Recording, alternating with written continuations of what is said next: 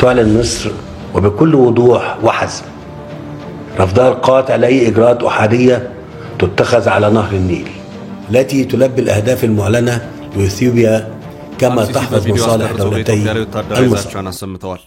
በህዳሴው ግድብ ዙሪያ እየደጋገሙ አስተያየታቸውን ሲሰጡ የነበሩት ፕሬዝዳንት ዶናልድ ትራምፕ ደግሞ ወደ ግብጽ ለመጓዝ ጉዞ ጀምረዋል። ገና መንገድ ላይ እንዳሉ በአባይ ስም የሚጠራ የክብር ሜዳሊያ ተበርክቶላቸዋል። በመግቢያችን ላይ የተከታተላችሁት ከዚሁ ጋር የተያያዘውን ነው ይዘነዋል።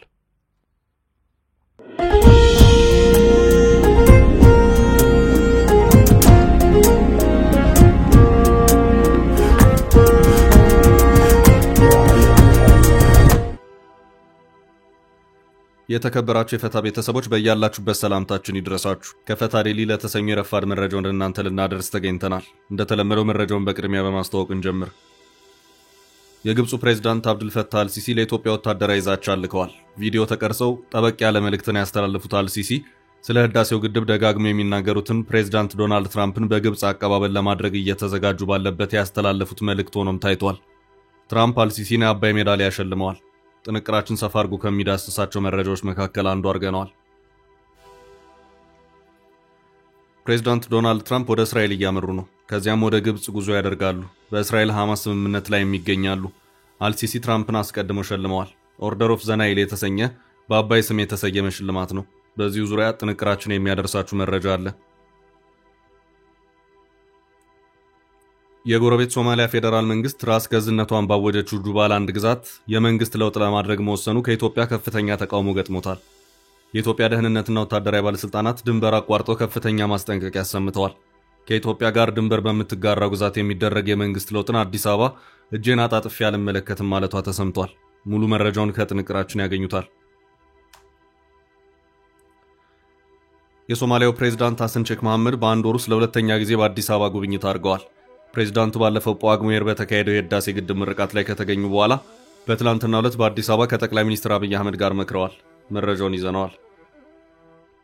የኤርትራው ፕሬዝዳንት ኢሳያስ አፈወርቂ አስተዳደር ለአሜሪካ ያቀረበው ጥሪ ተቃውሞ ተሰምቶበታል። ኤርትራ በትራምፕ አስተዳደር ተስፋ የጣለችበት አዲስ ግንኙነት ብርቱ ተቃውሞ ገጥሞታል። ዝርዝር መረጃውን ከጥንቅራችን ይሰማሉ። እስከ ፍጻሜው አብራችሁን ቆዩ። የምንለቃቸው ለታይ ትኩስ ዜናዎች እንዲደርሷችሁ ላይክ፣ ሼር፣ ሰብስክራይብ ማድረግ እንዳትረሱ።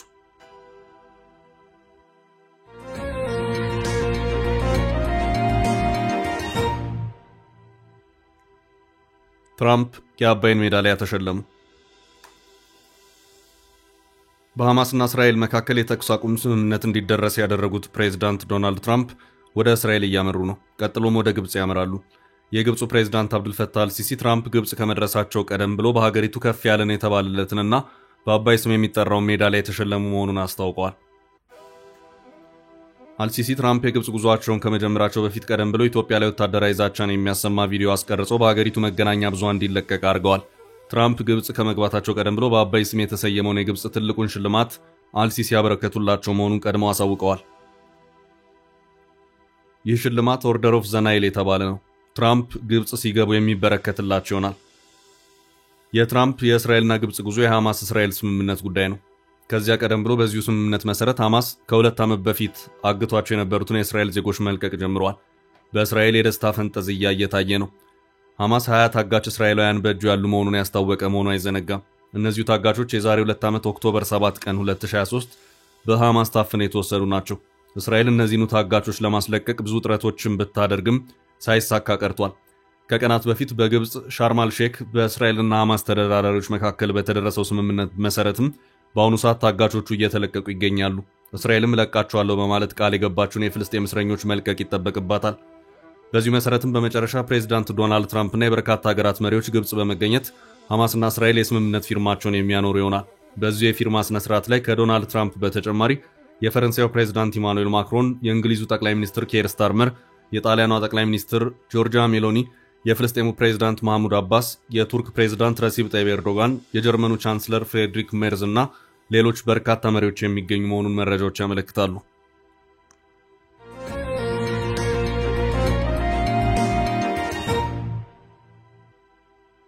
በቀጣይ ርዕሳችን አልሲሲ የላኩት ወታደራዊ ዛቻ ብለናችሁ ነበር።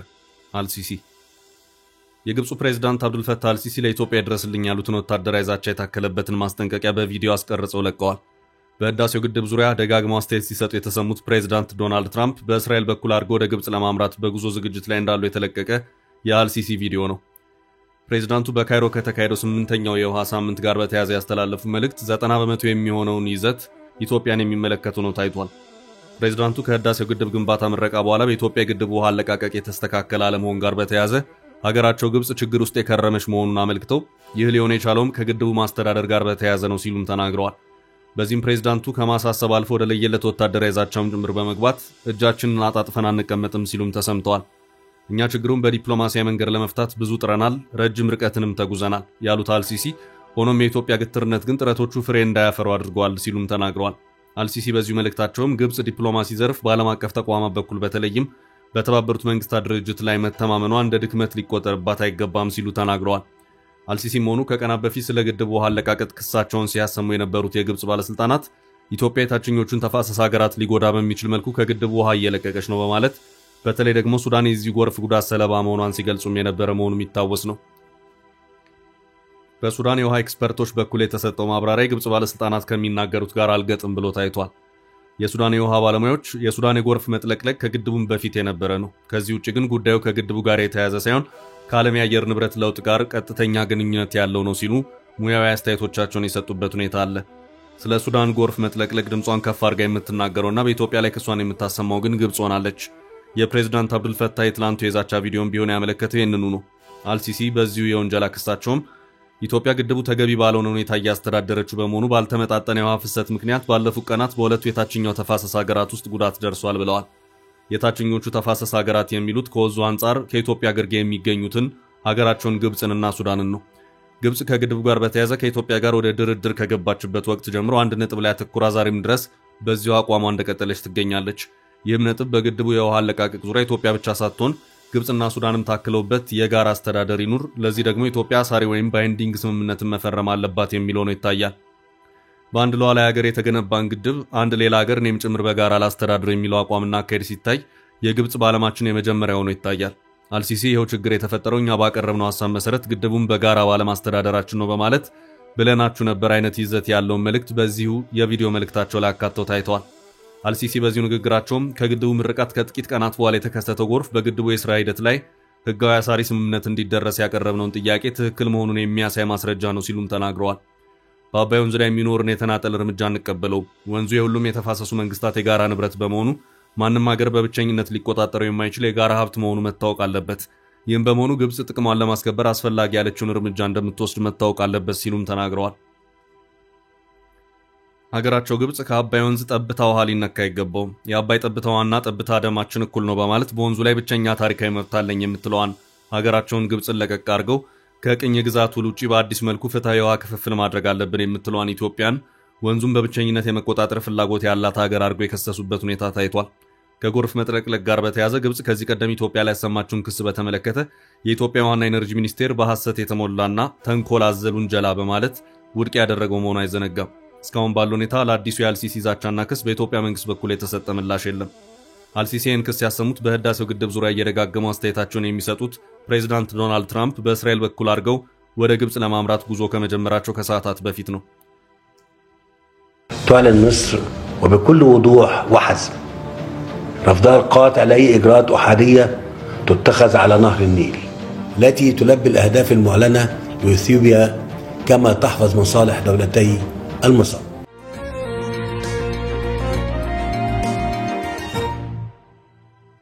በቀጣይ ርዕስ በድንበር አዲስ የመንግስት ምስረታ አዲስ አበባና ሞቃዲሾን ያነታረከው ጉዳይ። የኢትዮጵያ ደህንነት ሰዎች ድንበር አቋርጠው ከፍተኛ ማስጠንቀቂያ ያሰሙ። የጎረቤት የሶማሊያ ፌዴራል መንግስት ራስ ገዝነቷን ካወጀችው ጁባላንድ ግዛት ጋር ባለፈው ሳምንት ድርድር አድርጎ ነበር። በኬንያ መንግስት አደራዳሪነት ሲደረግ የነበረው ንግግር መክሸፉን ተከትሎ ሞቃዲሾ ያመጣችው አዲስ ሐሳብ ከአዲስ አበባ ተቃውሞ የገጠመው ሆኗል። ፕሬዝዳንት ሐሰን ሼክ መሐመድ ወደ ጁባላንድ ተጉዞ ያደረጉት ንግግር አለመሳካቱን ተከትሎ ሞቃዲሾ የጁባላንድ አስተዳደርን የሚተካ መንግስት ለመመስረት ማቀዷ ነው ከአዲስ አበባ ተቃውሞ የገጠመው። በኢትዮጵያ ድንበር የሚገኘው የጌዶ ክልል መንግስትን ለመቀየር የሚደረግ ማንኛውም አካሄድን አዲስ አበባ እንደማትቀበል ጠንካራ ተቃውሞ አሰምታለች። ኢትዮጵያ በድንበሩ አቅራቢያ የጁባላንድ አስተዳደርን የሚተካ ሌላ ክልላዊ መንግስት እንደማትቀበል ነው ለሶማሊያ ግልጽ ያደረገችው። አዲስ አበባ ላለፉት 2 አስርት ዓመታት የጁባላንድ መንግስትን ስትደግፍ ቆይታለች። በግዛቱ አልሸባብን ከመዋጋት አንጻርም የኢትዮጵያ ጦር ከፍተኛ መስዋዕትነት የከፈለ ነው። ከሞቃዲሾ ጋር ሆድና ጀርባ የሆኑት የጁባላንድ ፕሬዝዳንት አህመድ መሐመድ ኢስማን ወይም በቅጽል ስማቸው ማዶቤ ከአዲስ አበባ ጋር ጠንካራ አጋርነት የፈጠሩ ናቸው።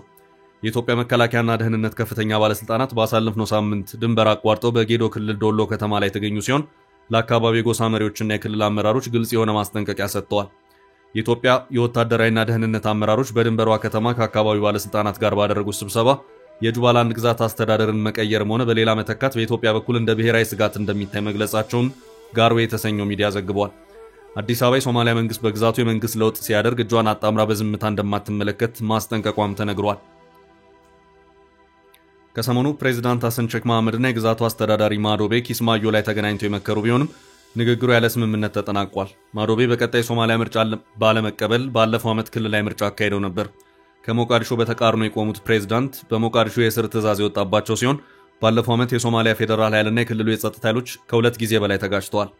ሞቃዲሾ በኢትዮጵያ መንግስት በትጥቅ ጭምር የሚደገፉትን ማዶቤን ከስልጣን ለማውረድ የወታደራዊ ዘመቻ ከፍታም ሳይሳካላት ቀርቷል። ግዛቷ በቀጣዩ የሶማሊያ አጠቃላይ ምርጫ እንድትሳተፍ ጫና ለማድረግ ሞክራ ያልሰመረላት ሞቃዲሾ አስተዳደሩን የሚተካ ሌላ መንግስት ለማቋቋም በአገሪቱ ጠቅላይ ሚኒስቴር ሐምዛ አብዲ ባሬ የሚመራ እንቅስቃሴ ጀምራለች። ኢትዮጵያ ጁባላንድን እንደ በፈር ዞን የምትመለከት ሲሆን ወደ ሶማሊያ የገባው የግብጽ ጦርም ወደዚህ አካባቢ የመስፈር ስጋት አዲስ አበባ ላይ ማደሩ ይነገራል። ፕሬዝዳንት ሐሰን ሼክ መሐመድ የግብጽ ጦርን ተጠቅመው የጁባላንድ ጉዳይን በኃይል ለመፍታት እንደሚፈልጉም ይጠረጠራል። ባለፈው ወር ሞቃዲሾ በግዛቷ ግብጽና ኢትዮጵያ ጦርነት እንደማይገጥሙ እንደማትፈቅድ አቋሟን መግለጿ ይታወሳል። የሶማሊያው ፕሬዝዳንት ሐሰን ሼክ መሐመድ የግብጽ ጦር የኢትዮጵያ ጦር ከሚገኝበት በ1000 ኪሎ ሜትሮች በእጅጉ ርቆ ይቀመጣል ማለታቸው የሚታወስ ነው። ድንበር ከጁባላንድ ጋር የምትጋራው ኬንያ በወሩ ግዛቱን ከፌዴራል መንግስቱ ለማስማማት ከፍተኛ ጥረት አድርጋለች። ጁባላንድን ላለፉት 15 ዓመታት የገዙት ማዶቤ በአካባቢው በጎሳና ማህበረሰቡ ባላቸው ድጋፍ እንዲሁም በኬንያና ኢትዮጵያ መንግስት አቋም የተነሳ ሞቃዲሾ ፕሬዝዳንቱን ለማንሳት በተደጋጋሚ ያደረገችው ጥረት ሳይሳካ ቀርቷል።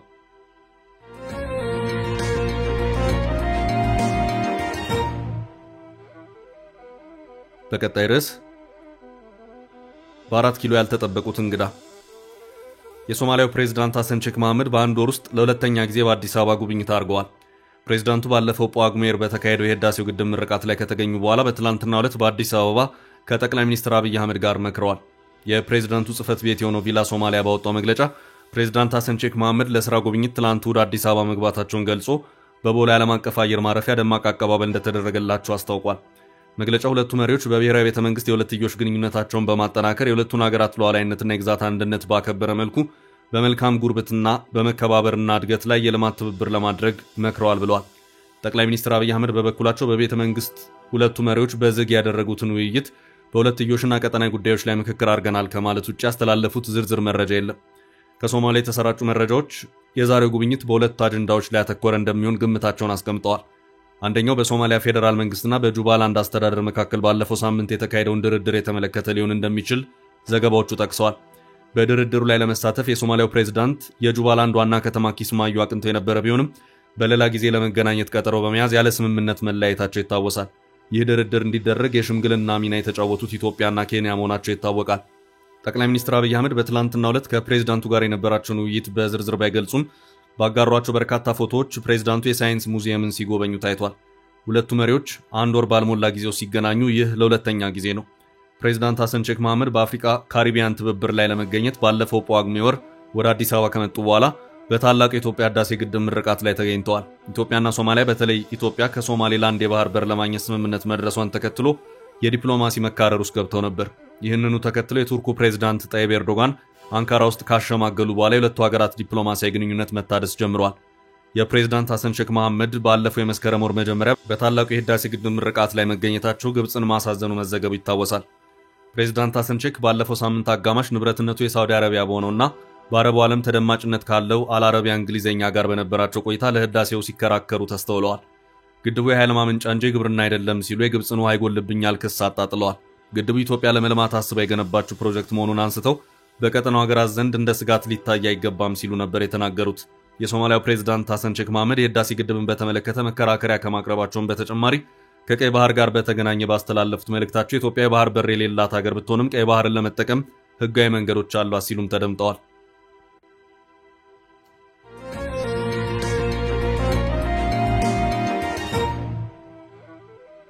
ወደ ቀጣይ ርዕስ አለፍ። ኢሳያስ ለትራምፕ ያቀረቡት ጥያቄ ተቃውሞ ተሰማበት። የኤርትራው ፕሬዝዳንት ኢሳያስ አፈወርቂ አስተዳደር ለአሜሪካ ያቀረበው ጥሪ ተቃውሞ ተሰምቶበታል። ኤርትራ በትራምፕ አስተዳደር ተስፋ የጣለችበት አዲስ ግንኙነት ብርቱ ተቃውሞ ገጥሞታል። የአሜሪካ ስቴት ዲፓርትመንት በመስከረም ወር ያወጣው ሪፖርት በተመለከተ ከትላንት በስቲያ ኤርትራ ይፋዊ መግለጫ ማውጣቱ የሚታወስ ነው። የአሜሪካው ሪፖርት ኤርትራ ተማሪዎችን በኃይል የጉልበት ብዝበዛ ላይ ታሰማራለች ያለ ሲሆን ብሔራዊ ወታደራዊ ግዳጅን የተወጡ ወጣቶች ከቦታ ቦታ እንዳይንቀሳቀሱ መገደባቸውንና ይህም ውሳኔ ሊነሳ ይገባል ሲል አመልክቶ ነበር። በኤርትራ ያለው ነባራዊ ሁኔታ ለአሜሪካ ኢንቨስትመንት የማይመች ነው ሲል ሪፖርቱ መግለጹም የሚታወቅ ነው። የኤርትራ የማስታወቂያ ሚኒስትር የማነ ገብረ መስቀል ከትላንት በስቲያ ቅዳሜ ይፋ ባደረጉት መግለጫቸው የዩኤስ ስቴት ዲፓርትመንት በመስከረም ወር ይፋ ያደረገው ሪፖርት ላይ ስለ ኤርትራ ያቀረበው አተታ በብዙ ስህተቶችና በተዛቡ የፖሊሲ ትርጓሜዎች የተሞላ ነው ሲሉ አመልክተዋል። የኤርትራ መግለጫ አክሎም ሪፖርቱ በቂ ዳታ ያልያዘና ሆነ የኤርትራን ሁኔታ የማያመለክት ነው ሲሉ ወቅሷል። የኤርትራ ማስታወቂያ ሚኒስትር የማነ ገብረ መስቀል በዚሁ ኤክስ ለጥፋቸው በተሳሳቱ መረጃዎች ላይ መሰረት ሆነው ከአሜሪካ በኩል ይፋ የሚሆኑ ሪፖርቶች በትራምፕ አስተዳደር መላ ይበጅላቸዋል የሚል ተስፋ አለን ሲሉ ማመልከታቸው የሚታወስ ነው። የአሜሪካ ስቴት ዲፓርትመንት ይፋ ያደረገው ሪፖርት አያይዞ ምላሽ የሰጡት አሜሪካዊ አምባሳደር ቲቦር ናጊ የኢሳያስ አስተዳደር ከእውነቱ ማምለጥ አይችልም ብለዋል። የአሜሪካ ስቴት ዲፓርትመንት በመስከረም ወር ባወጣው ሪፖርቱ ኤርትራ ተማሪዎችን በኃይል የጉልበት ብዝበዛ ላይ ታሰማራለች ያለ ሲሆን ብሔራዊ ወታደራዊ ግዳጅን የተወጡ ወጣቶች ከቦታ ቦታ እንዳይንቀሳቀሱ መገደባቸውንና ይህም ውሳኔ ሊነሳ ይገባል ሲል አመልክቶ ነበር። የአሜሪካ ዓመታዊ ሪፖርት በዚሁ መግለጫ ኤርትራ ወደ ወታደራዊ አገልግሎት እንዲገቡ የተገደዱ ሕፃናት ከስራ እንዲሰናበቱና ከወታደራዊ አገልግሎት ወይም ስልጠና ለተለዩ ሕፃናት ሁሉ ተገቢውን ጥበቃና የመልሶ ማቋቋም አገልግሎት እንዲሰጥ ሲል መጠየቁም አይዘነጋም። የቀድሞ የአሜሪካ ኢትዮጵያ አምባሳደር እንዲሁም የቀድሞ የአሜሪካ ስቴት ዲፓርትመንት የአፍሪካ ጉዳዮች ምክትል ኃላፊ የነበሩት አምባሳደር ቲቦር ናጊ በዚሁ መልእክታቸው ኢንቨስተሮች መዋለ ንዋያቸውን በማፍሰስ ኢንቨስትመንት ከማድረጋቸው በፊት በሀገራት ያለውን አሁናዊ ሁኔታ የሚያመለክተውን የአሜሪካው ዓመታዊ ሪፖርትን የኢሳያስ አገዛዝ ለመቃወም ሞክረዋል ብለዋል። አምባሳደሩ አክለውም ሆኖም ሪፖርቱ ምንም አይነት ስህተት የሌለበት ነው ሲሉ አመልክተዋል። የአሜሪካ የኤርትራው ሪፖርት ኤርትራ የተመሰቃቀለች ሀገር ናት፣ እናም ለአሜሪካ ኢንቨስትመንት አትመችም ይላል ያሉት አምባሳደሩ ይህም እውነት ነው፣ መካድ አይቻልም ሲሉ ጠንከር ያለ ወቀሳቸውን በይፋዊ ኤክስ ገጻቸው ባሰፈሩት መልእክት ላይ ገልጸዋል። አምባሳደር ቲቦር ናጊ እንደ አውሮፓውያን አቆጣጠር ከ1999 እስከ 2002 ድረስ በኢትዮጵያ የአሜሪካ አምባሳደር ሆነው ያገለገሉ ናቸው። ውድ ቤተሰቦቻችን ለዛሬ ያዝንላችሁን ርዕሰ ጉዳዮች እዚህ ላይ ቋጨን። ላይክ፣ ሼር እና ኮሜንት በማድረግ ለቻናላችን ድጋፋችሁን መግለጽ እንዳትዘነጉ እያልን ከሌሎች መረጃዎች ጋር ደግመን እስክንገናኝ ቸር ያሰማን።